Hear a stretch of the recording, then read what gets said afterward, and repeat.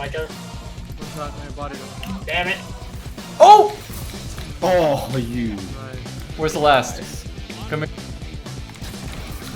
Nice, dude. He's weak. See ya.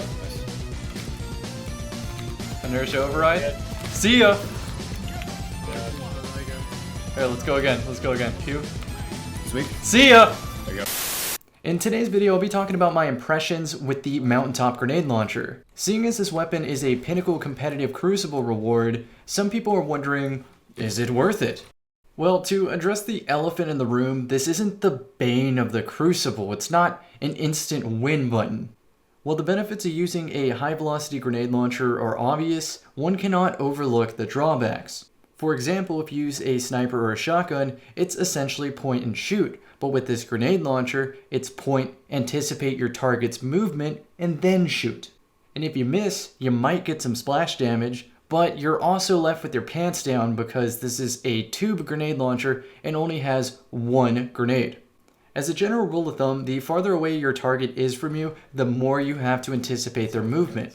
With this concept in mind, you'd see why I feel at a loadout conundrum with this weapon. I don't know exactly what to pair with it to cover the most ranges effectively. Since the MountainTop can easily cover close quarters, you would think that maybe pairing it with a pulse rifle would make sense, but I found that loadout to be a little bit too punishing for my poor aim with this grenade launcher. So the short-term answer I came up for this was to cut out long range completely and just go all in close quarters. If I play really aggressive and close the gap with this loadout, I can probably secure power ammo, which will give me access to Thunderlord, which then fixes some of my loadout issues. I know someone's already typing it in the comment section, so I'll skip to answering this question.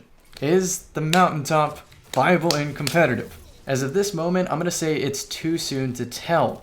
But my experience is getting this weapon in the competitive playlist, and believe me, there were a lot of what the kids call sweaty teams playing competitive. My experience with grenade launchers in general is that when people have a grenade launcher on, they typically take a shotgun off, and as a result, their playstyle really crumbles, and overall, they're just a worse team. That's just my short observation, not a fact.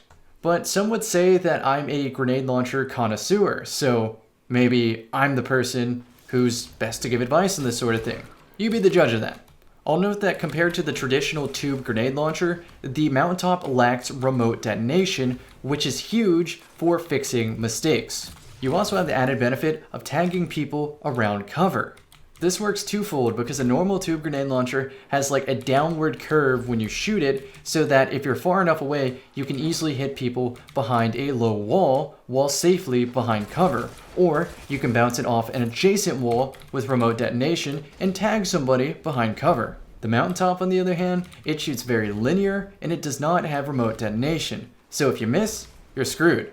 My advice is to have a very aerial playstyle, so at least if you miss, you still have a chance to hit the ground next to them. The advantage of the MountainTop over a traditional tube is that the perk set makes it much more likely that you'll hit someone square in the chest. No compensating for a downward curve, no compensating for low velocity.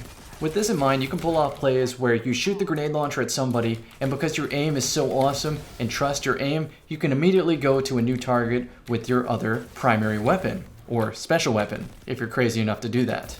For my hawk-eyed viewers, you might have noticed that this weapon also has the option of sticky grenades, which is unique on a tube grenade launcher. This turns the weapon into an alternative kinetic Telesto in a sense, but also a better version because this combos amazingly with the Titan's Inertia Override or the Warlock's Empowering Rift.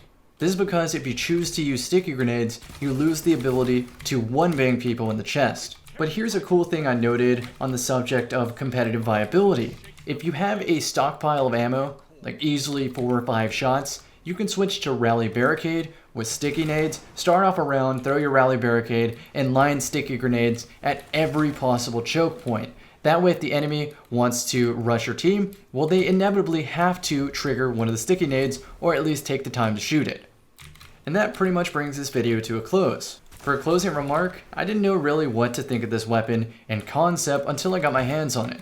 Now, I immediately noticed that my aim was garbage with this thing.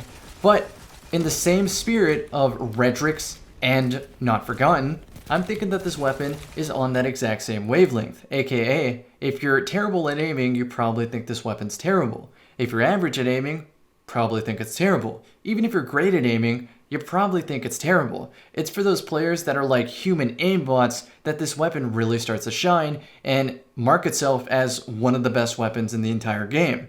Before you write me off as the town loony, just think for a second. Think back to Destiny 1, think of No Land Beyond, think back to Destiny 2 Vanilla, think of the original Fighting Lion. People initially thought those weapons were terrible, and then they sort of figured out what was special about them and started practicing. Little by little, they started improving and realized that they had struck gold. This is why I elected to make this an impression and not an all-out review. In the all-out review, I'll probably, show you the damage numbers, the velocity differences, the splash damage in meters, what weapon combos with the effective average splash damage, all that nerd shit. But hey, maybe after trying this for a couple hours, for a couple hundred hours, I might stumble upon something great like I did with the Snipe Lion. Some dark. Elbow right now, elbow. Dark dead. I hope you enjoyed this video, and if you did, share it with others. My clanmate Drewski is also doing an impression/review, so I'd appreciate it if you check out his video as well, maybe just to get an alternative perspective. Links in the description. I think Baken's also going to do a video as well, so check him out. Links in the description. And good luck in competitive. This season is tough, but I believe in you. I know you can do it.